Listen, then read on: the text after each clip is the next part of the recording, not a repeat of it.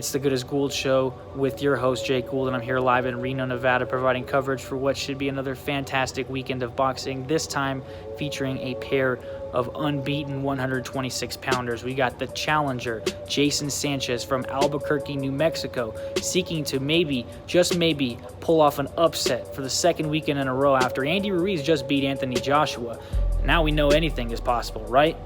Well, his task is going to be very tall because he's got WBO title holder Oscar Valdez, who's got an iron chin, a guy who fought through a broken jaw against Scott Quigg to retain his title, making his 6th straight title defense under the tutelage now for the second consecutive fight under Eddy Reynoso, the trainer for Canelo Alvarez. Also on the undercard, Gabriel Flores Jr., the 19-year-old born in the year 2000, who at 16 years old became Top Rank's youngest ever prospect to sign a pro contract.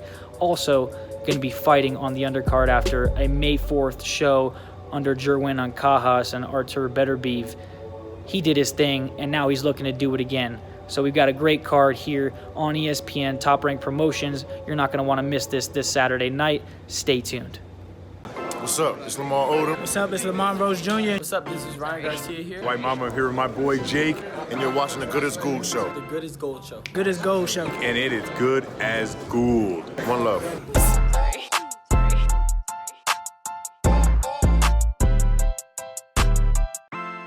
I'm here with WBO Featherweight champion Oscar Valdez. Oscar's got a big fight through Top Rank this Saturday here in Reno, Nevada against Jason Sanchez. Oscar, gotta ask you, how you feeling today, man? I feel great. I'm excited for this fight. It's just great to be on the undercard of ESPN. To get thankful with Top Rank for giving me these opportunities again. And I'm just excited. I can't wait to step in the ring and show my performance. I'm going up against a good fighter, Jason Sanchez, undefeated fighter.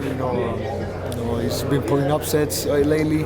But I'm very prepared for this fight. I can't take this fighter nothing lightly. Just because people don't know it doesn't mean he's not dangerous. I'm gonna go in there, just give my best. Now you're making your 6th world title defense here at that 126-pound division with that WBO strap. What can we expect to see from you with this now being your second fight with Eddy Reynoso? You guys could expect the same Oscar Valdez, but the same attitude is going to go in there and give it his best. Obviously training now with Eddy Reynoso, we have worked on different things, on our defense and our counter punching, just on our work ethic. It's been very hard work, and we're ready. We're 100% ready to just put up a good fight. Fans can expect fireworks. People that don't know Jason Sanchez, I can tell you, he's a guy that's a come-forward fighter, and he throws a lot of punches, volume punches. He throws a lot of haymakers. He's a type of fighter that likes to go in there and brawl. Everybody that knows my style knows that I like that style too. So, it's going to be an entertaining fight for the fans to watch. Without looking ahead of the fight that you have here, do you think that a fight at 126 will be next for you, or how soon do you think 130 pounds will be? Because there's definitely some guys at 126 pounds in Top Rank. You got guys like Warrington, and you got Frampton, and then over at 130 pounds, obviously with Burchell and Herring are world titleists as well. So I know you've got ambitions, but what is going to be probably next for you?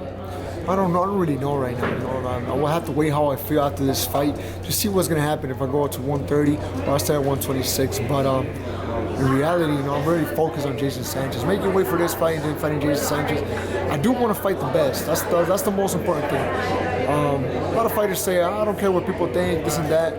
The difference with that is I do care what people think. I do care what the fans want to watch. If the fans want to watch me in Warrington, then let's do it. If they want to watch me in Frampton, let's do it. But it has to be very soon because I don't know how much I can wait at 126. Sometimes you got to listen to your body and go to 130. But maybe in the 130 it'll be better. You got great fighters in there. You got my friend Alakram Brechek, which is a possible fight. Me and him have talked to it back and forth. We're good buddies, we're good friends, and it's a possible fight that people might be entertained. You got Jermaine Herring, and you got other fighters out there. But the division is stacked. So for good fights, there's not to worry about because there's going to be good fights regardless. Has there been a moment that's been tougher than bouncing back from having a broken jaw and fighting through that? Because that takes some serious to keep on going. Thank you. No, I mean, it was very tough. It was very tough. But I think it's one of toughest decisions I had to make in my life doing to the sport. You know, am I going to continue or not? And I said, man, let's continue. Let's do this, man. There's no way in hell I'm losing like right now. Losing is not an option for me. My mentality is always positive. I gotta win. We're gonna win. We're gonna win. And that's how I took that fight. You know, we just round by round. Obviously, there was a lot of pain, but you know, we deal with it. You know, the pain's always gonna be there, but you know, you just gotta learn how to deal with it. And you know, that taught me a lot about a lot of things. You know. Not just in boxing, but in life. You know, you just gotta keep on, no matter what the circumstances is. Just keep on pushing it, and then one day out of nowhere, you're gonna make it. So that's just a great experience for me. What happened, even though it was very tough, and not just the fight. After the fight, it was even tougher because I had 2 months with my mouth shut with wires, and I couldn't eat. So it was just 2 months of drinking nothing but liquid, and obviously that was the hardest part, not being able to eat. I went down in muscle, went down in weight, and it was very tough. But that's over. That's in the past. We learn from our mistakes. And respect for that, and that never happen again. Jason, how you doing, man? I'm doing good, man. Thank you. So you're a New Mexico kid, right? You know, there haven't been that many world champions from New Mexico, but among them, Austin Trout is a world champion, and then Johnny Tapia. Are you seeking to do this for your hometown? What gets you motivated to make this title fight? Yeah, definitely. We haven't had much world champions from New Mexico, so I want to be one of them, and bring it back to Albuquerque, New Mexico.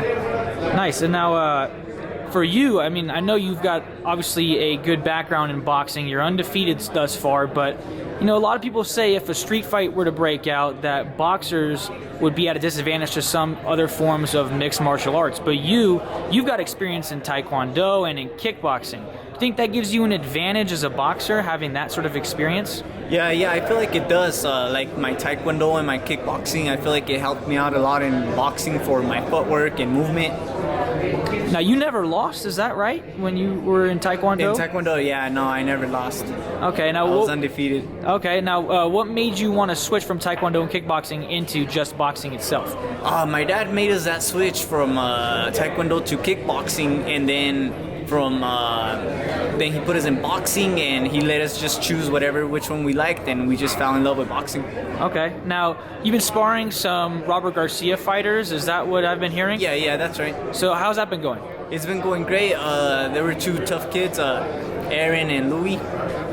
They really helped me out, as long as my brother and I had some other sparring partners. Okay, now what style are you prepared for to see in the ring? We train for different styles of Oscar Valdez, so pressure, boxing, and we have a few styles. Right, because Oscar Valdez is a guy who he's a very aggressive fighter. He's a guy who broke his jaw in a fight before and continued to keep going. So he's a tough guy. But now with Eddy Reynoso, who we saw under Canelo, the last fight against Danny Jacobs, Canelo's defense was getting a lot better. So you're ready for all styles, basically? Yeah, pretty much. Yeah, we train for everything. Okay, now what was it like going into Panama and Panama City, getting that big victory over Giancarlo Rivera, like last October? That was a big win for you, and it gave you this platform, no? Yeah, that's right. Yeah, it was an amazing event. I was the underdog. We fought hard, we got the victory, and it just opened up a lot of doors. Okay. Now, growing up, who was your favorite fighters that you say? I'd say Julio Cesar Chavez Sr., yeah. Okay, so you've watched a lot of film on him? And yeah, I like his style, I like his body shot he throws, and his aggressiveness. Now, what's something that the world might not know about you, but you want everybody else to know? Just I don't know, just check me out, June 8th, they'll see me fight. Okay, now where can we follow you, on Instagram, Twitter, anywhere? Yeah, follow me on Instagram, Jason Sanchez 505. Okay, and then last but not least, I want to talk about your nickname. It's the Scorpion, right? The translation is the Scorpion? Yeah, it's Alacrancito. Yeah. My older brother, Alan Sanchez, he was Alan Sanchez El Alacran. He was the Scorpion. Mm-hmm. He passed away a few years ago, and my dad named me Alacrancito, which means like little scorpion. The little scorpion. Yeah. Yes, that's pretty cool to keep it in the family and have that sort of nickname. And now you honor your brother in a way by coming out to the ring with his music, yes? With his song, he would always come out to. Yeah, that's right. So does that get you motivated every time you step into the ring? It really does. It motivates me. I feel him right there with me. I know he's there with me. Estoy aquí con Eddy Reynoso, el entrenador de Canelo Alvarez y también Oscar Valdez. I'm here with Eddy Reynoso, trainer for Canelo Alvarez, and also Oscar Valdez, who will be fighting this Saturday, este sábado. So, like Canelo, fans love Oscar Valdez because he's very aggressive. But against Jacobs, we saw a lot of improvement with Canelo's defense and head movement. Can we expect to see more efficiency from Oscar Valdez on Saturday? So, como Canelo, los fanáticos aman a Oscar porque es muy agresivo, pero contra Jacobs ya vimos una gran mejora con la defensa de Canelo y el movimiento de la cabeza. ¿Podemos esperar ver más eficiencia de Oscar el sábado? Sí, hemos trabajado bastante fuerte en toda lo que es la defensa. Hemos trabajado mucho los contragolpes, las piernas, los rebotes en las cuerdas. Estamos trabajando muchas fintas y creo que nos estamos adaptando muy rápido. Estamos subiendo un poco más el nivel. En el gimnasio así parece que hemos estado avanzando y esperemos que en la pelea también se refleje eso, pero yo tengo mucha confianza en Oscar de que va a ser una gran pelea el sábado y que va a ir aprendiendo y va a ir levantando su nivel poco. Muchas gracias, Eddy Reynoso. Thank you so much. Gracias. Thank you.